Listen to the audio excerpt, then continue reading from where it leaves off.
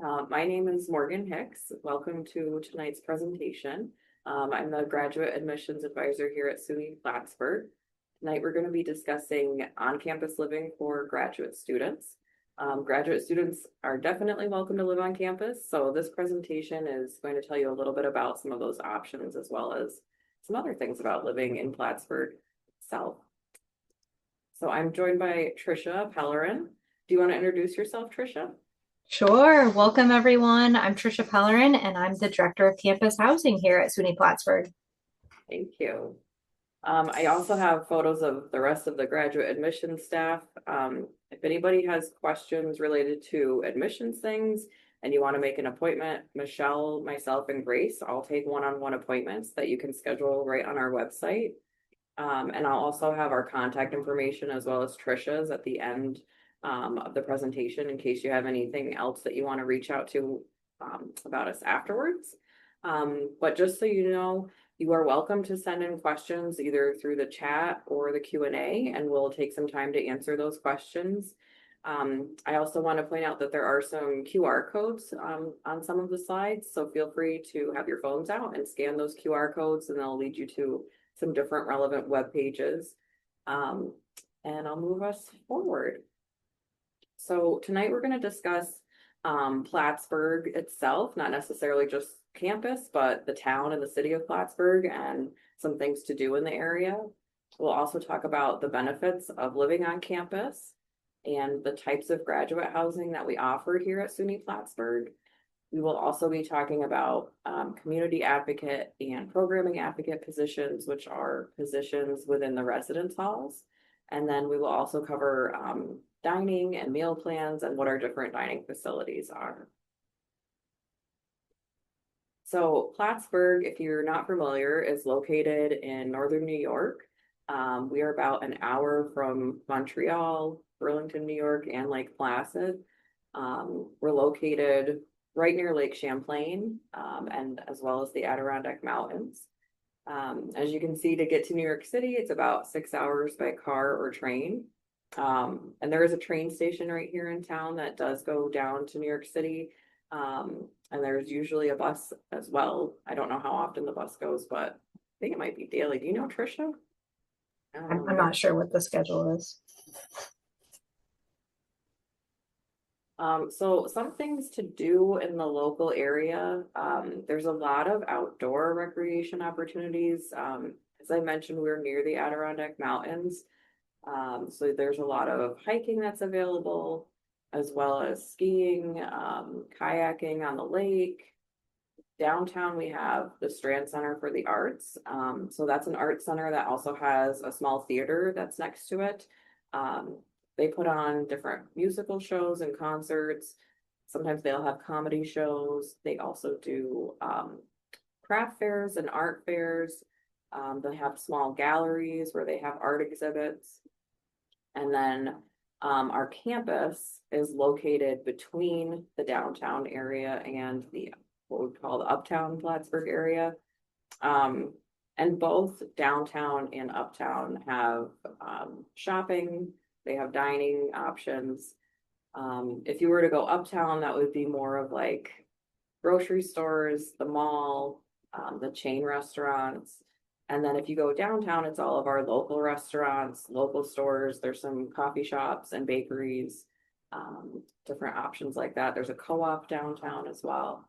And then there's also quite a few local breweries and wineries in the area that are kind of fun to go check out too. Did you want to add anything, Tricia? I always like to talk to about a little bit outside of Plattsburgh. I know it says it in here, a lot of the outdoor activities such as kayaking, snowshoeing, skiing. We're really close to Whiteface Mountain, which is a popular destination for those that like skiing and snowboarding. There's also a lot of like outdoor rec activities in that area. It's very close to us, probably about 35 minutes, depending on which way you go to get there. But there's definitely a lot going on, a lot of free activities and events that happen within the area and on campus that we always encourage people to participate in, such as any of the athletic events, musical performances, theater productions, and things that are going on as well. Thank you. So, as Trisha just mentioned, we do have a lot of things offered on campus. One of those is the fitness center and the recreation department. Our fitness center was just renovated in the last like 2 to 3 years. So inside of the building is all brand new. The equipment is all brand new. There's a lot of group fitness classes as well throughout the week. There's also a rock climbing wall. Trying to think what else is in there that I'm not thinking. There's locker rooms and all like the standard stuff. Um, but part of your bill as a student, not necessarily online students, but if you're on campus, which most of you probably are going to be on campus students, um, part of your bill is paying for the fitness center. So I always tell people you're paying for it anyway, go and use it. It's free. Um, and then you also can borrow equipment from the recreation department. So you can see we have a bunch of things listed here.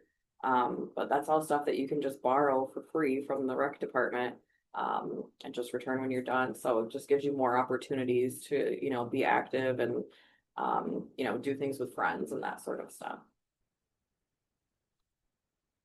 And then, so some of the things that we have on campus, we have sporting events. I would say like hockey, and basketball are some of the bigger ones. There's also baseball. We have soccer teams. We have lacrosse teams. Trying to think if I'm missing anything. I think there's track and field as well. So there's a lot of sporting events that you can go and watch. There's also art exhibits and art galleries on campus. There's the Rockwell Kent Gallery that's in our library, which is up, I believe, year round. Maybe it might be closed here and there, but and then there's the sculpture garden that's in the John Myers building, which is a really beautiful sculpture garden. We got a picture of it there in the middle. And then there's also the Burt Gallery, and which is in the Myers building, and that has rotating exhibits. Usually each semester there's a new exhibit from an artist. I think the current one is a Mohawk artist with Mohawk related artwork. And then we also have music and theater events. There's a theater department here that's an academic department, but then they also put on um, plays and musicals. There's also gospel choir at SUNY Plattsburgh, and they do shows. So there's lots of things to go and watch. And then we also have some different cultural events. We have Black Solidarity Day, National Day of Racial Healing. Those always come with lots of speakers, and lots of ways to engage throughout the day, which is nice. Is there anything I'm missing that you can think of, Tricia? I think you got a lot of it. We do also use a system online where you can go and see like all the events that are happening. So whether they're like clubs or organization events, like there's always something happening pretty much every week of the year. So Yeah, that's a good point. They are all listed in one place, which is nice. So you can go check out what's going on. So also on campus, we have the Student Health and Counseling Center. They're located kind of in the middle of campus. Um, they offer a lot of different services, as you can see listed. They can do some medical appointments. They offer counseling. There's nutrition services. They can do your lab work. They can prescribe certain medications as well. So that's definitely a nice feature if you're living on campus. You don't have to go to the doctor's office necessarily. You could go there first and they might be able to take care of you there. And if not, they could refer you somewhere. But it's nice that it's so easily accessible. And then this slide's in here just to mention to people, we do have a Title IX officer on campus, and she does like us to mention this in some of our presentations, that there are protections for parenting and pregnant students. So if anybody does fall into that category, you can reach out to her about what your accommodations could be, as far as like if you need maybe time off or time extensions on assignments or any kind of accommodation related to being a parent or being pregnant. That's something that she can help you with. So, graduate school is hard. So, why make it more difficult? We're going to be moving into talking about kind of the pros, cons of living on campus. And there's a lot of pros, and one of them is the convenience of everything. So I'm gonna let Trisha kind of take over the next couple of slides because she is our campus housing lady. Yeah. So, good lead into that, Morgan. So, as we say, yes, like living on campus, there's a lot of good benefits. It is like very convenient. You have access to things that are much closer to you than if you live off campus and you maybe have to drive or walk to campus. So, it's a faster commute. You have access to the dining facilities, food prepared for you, which is always helpful when you're busy studying. You always think you're going to have time to cook, but you're going to find yourself very busy. So sometimes having right access to the dining facilities to be able to grab food is really helpful. We have free unlimited laundry, so there's no cards, no coins you have to bring. Like you already prepay for it, so you can just unlimited washing and drying. We also use like a laundry service where you can be able to be notified if your laundry is done yet. You can see if machines are open and available. So that's always handy. So you don't have to bring all your stuff downstairs and then realize all the machines are full. And then we have free high speed Wi-Fi throughout all of campus. And obviously you're closer to events that are going on.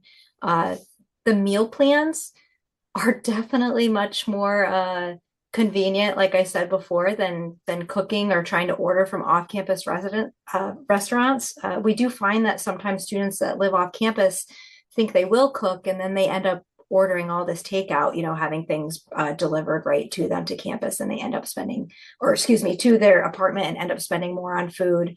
And all of our residence halls have actually been renovated. So you're looking at like updated, newer facilities throughout all the 10 residence halls that we offer.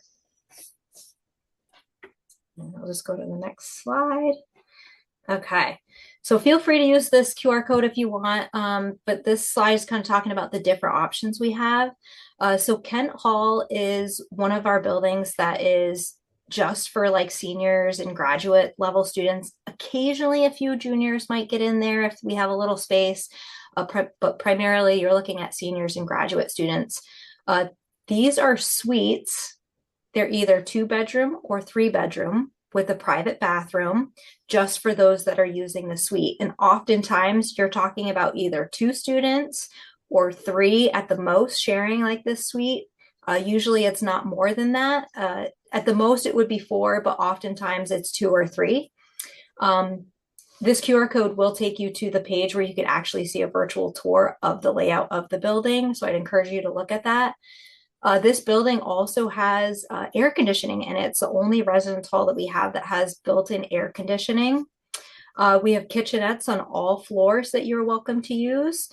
And then in the lower level of Kent Hall is actually a dining facility that your on-campus meal plan will work for you at. And then also in that ground level near where the Kent Cafe is, there is some seminar rooms that you can use for practicing presentations or studying or just kind of meeting with other people. All right, so we also have one other area in De Friedenberg. This is a high-rise suite building. Again, this QR code will take you to that page where you can look at the layout of this suite. This option is on the 10th floor of De Friedenberg. That's the highest floor in that building, so there's no students above you. Most of the rooms, excuse me, the suites are either 3-bedroom or 4-bedroom. So you're talking again about 3 people or 4 people sharing a suite and a common area. The bathroom setup is just slightly different in this suite than it is in Kent. So you'll see the difference when you look a little bit at the virtual tour, but they are still very fairly private.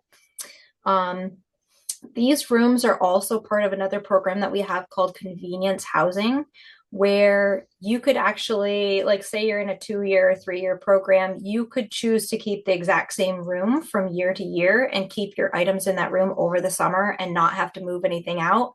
There's no extra fee for that. We just have a few things you'd have to do over the summer, such as like turning off your refrigerator, removing any food items, garbage, things like that.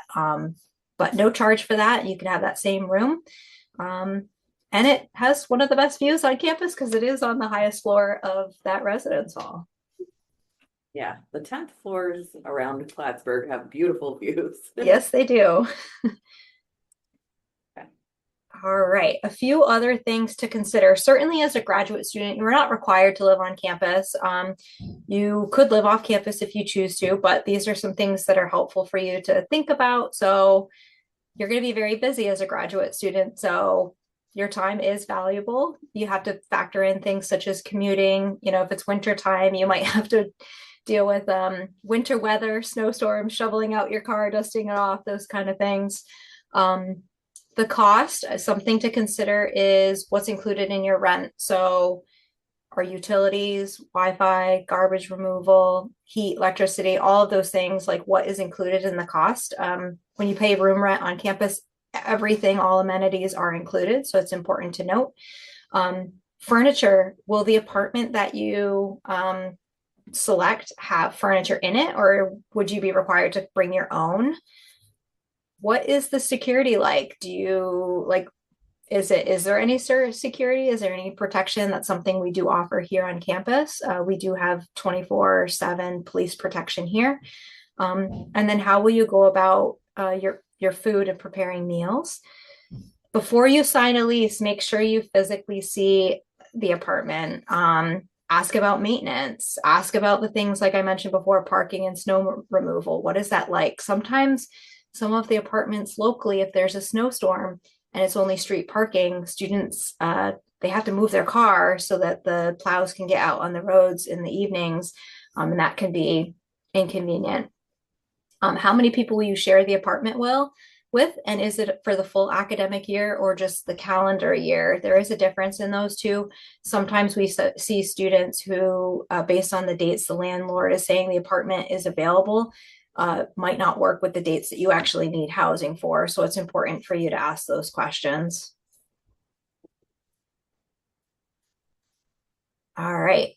And then what we call community living. So the campus housing office works very closely with another office on campus called community development. And within that office, there's what we call community living positions. At other institutions, you may hear of them as like an RA or resident assistant, but here we call them community advocates. We also have programming advocates and graduate community directors, as well as professional community directors. Through this area, they work very closely with us in housing, and they provide programming to the students in the community in the building. They work on community building, providing student support. Some of the benefits of those positions are having a free single room and a discounted meal plan. And this little line here, join the team, if you click on that, that should take you to a page that talks a little bit more in depth about the positions. But just from generally speaking, you have a graduate director or a professional director who oversees the whole entire community in the residence hall.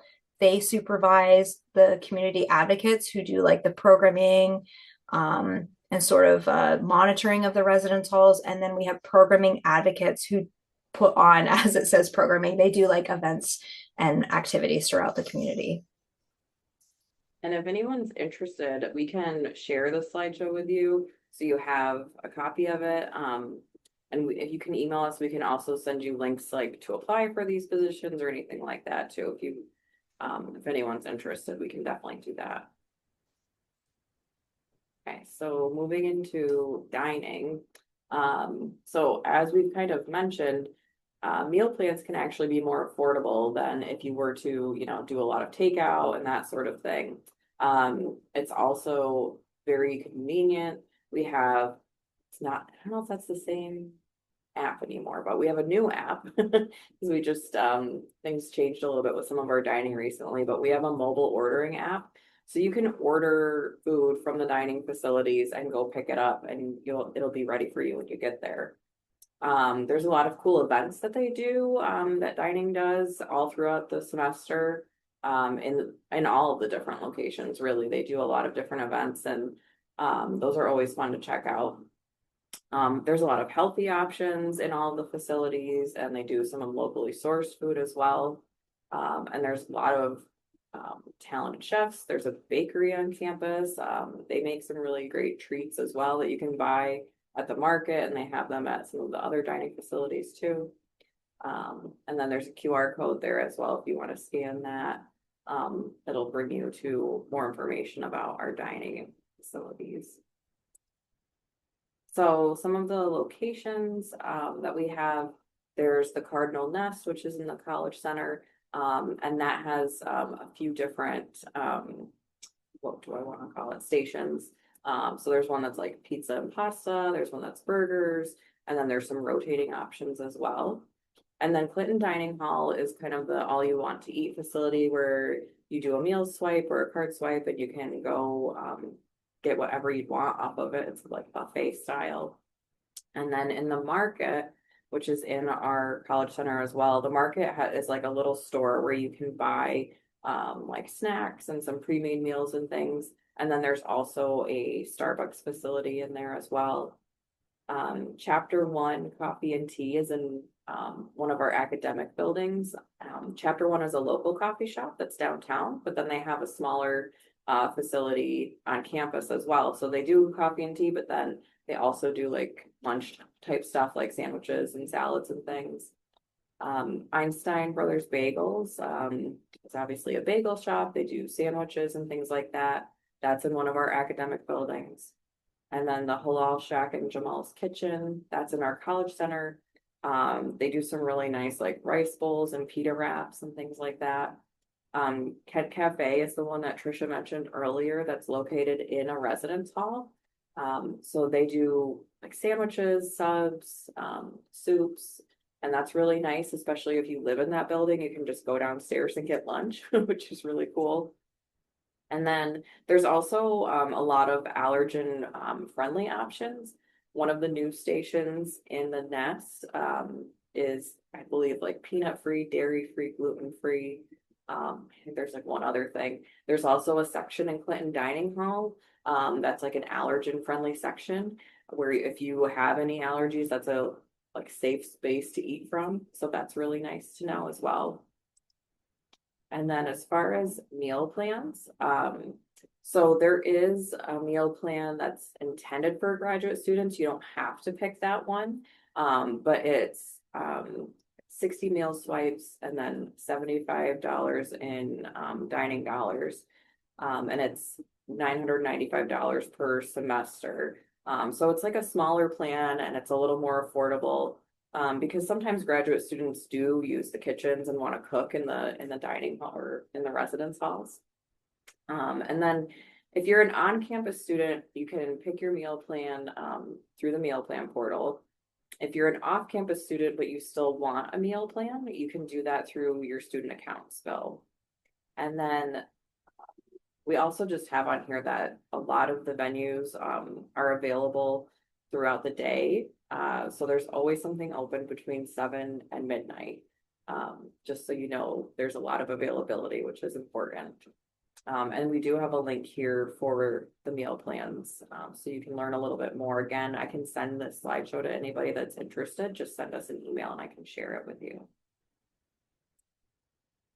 And then just talking about some of our renovations. So there's been a lot of renovations in the last couple of years. The Nest is completely redone, which actually I'll go back one slide just because you can see a couple of pictures. These are both photos of the Nest. It's a really cool spot to hang out and actually there's a lot of different seating options. There's a lot of space. It has a nice vibe to it, which is fun. But the market, which is up here, is also newly redone. So that's where the little Starbucks is and like the convenience store. They have some seating as well. So if you want to sit and have your coffee or whatever, you could do that there. But they all look very nice, it's always nice to have a good environment to sit in while you're having your meals too. Okay, so that was our last slide already. I haven't seen any questions come in. I don't know if anybody has any, but if you do, please feel free to send them in. I have both of our email addresses here. So if anybody does want to follow up and send any questions to us, you're more than welcome to. One thing I was going to ask you, Trisha, related to the campus housing positions is if someone is interested in working for campus housing, when should they be applying? And like, what is that process like?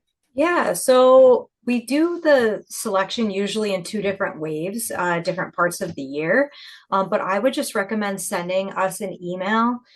You can send it to housing@plattsburgh.edu and we'll send it directly to the team that does the hiring for that, and they can share out what that timeline looks like and how to apply. We got a question. Can we talk about the financial aid package?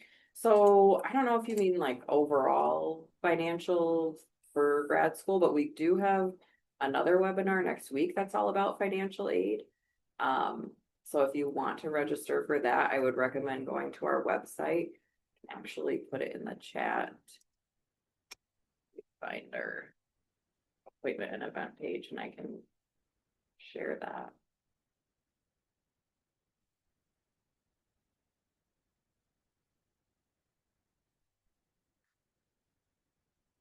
So this is our, oops, hang on. I think I can do it. So this should be our appointment and event page specifically for graduate admissions. And if you go there, you'll see all of our webinars that we have for this semester. And next week is financial aid. So I definitely recommend signing up for that if you have questions. So another question says, for students interested in the community advocate positions, I have two questions. First, were those the housing positions included in the grad school application? And second, would those positions conflict with any GA positions a student might hold? And what are the typical work hours? So some of the positions that are in campus housing, you can apply for on your graduate admissions application if they are an assistantship. So some of those positions are assistantships, some are not. If you were to have another graduate assistantship, like say in your academic department, you would not be able to have two assistantships. But you could have a graduate assistantship in your academic department, and then you could at the same time have a position with campus housing that's not an assistantship. Does that sound correct to you, Tricia? Yes, okay. Yeah. And then he also asked, what are the typical work hours? So for someone that's a CA, a BA, or the director, what would those hours be like? Yeah.